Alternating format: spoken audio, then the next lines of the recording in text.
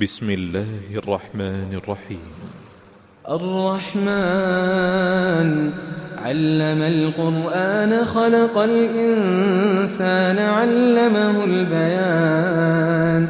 الشمس والقمر بحسبان والنجم والشجر يسجدان والسماء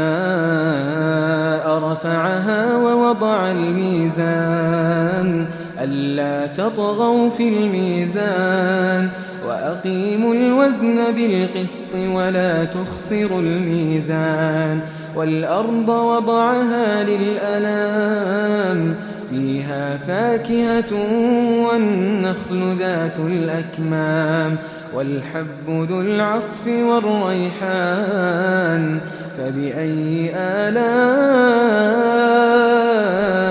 ربكما تكذبان خلق الإنسان من صلصال كالفخار وخلق الجان من مارج من نار فبأي آلاء ربكما تكذبان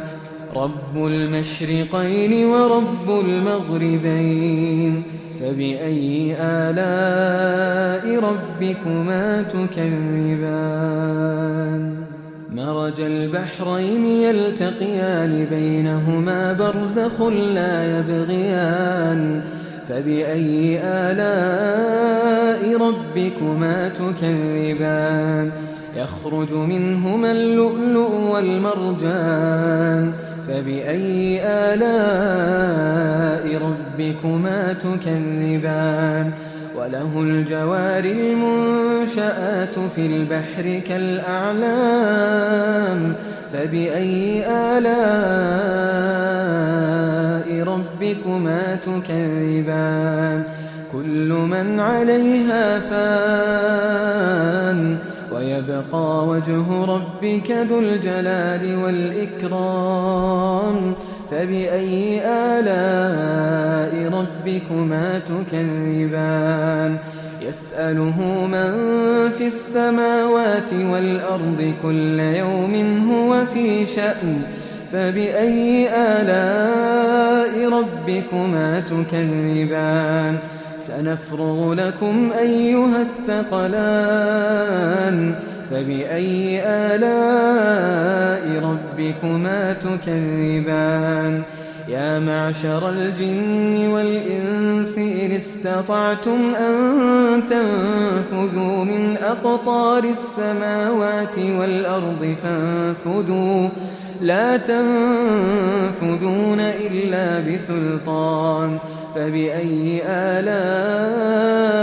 ربكما تكذبان يرسل عليكما شواظ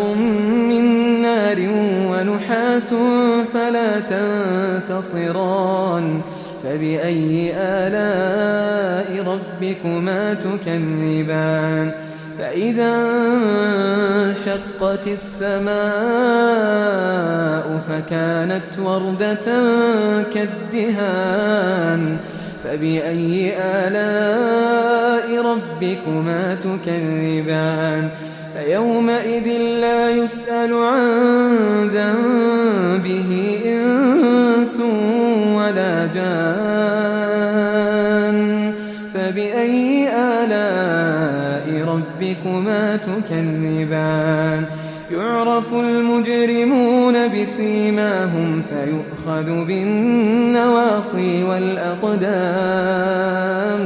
فبأي آلاء ربكما تكذبان هذه جهنم التي يكذب بها المجرمون يطوفون بينها وبين حميم آن فبأي آلاء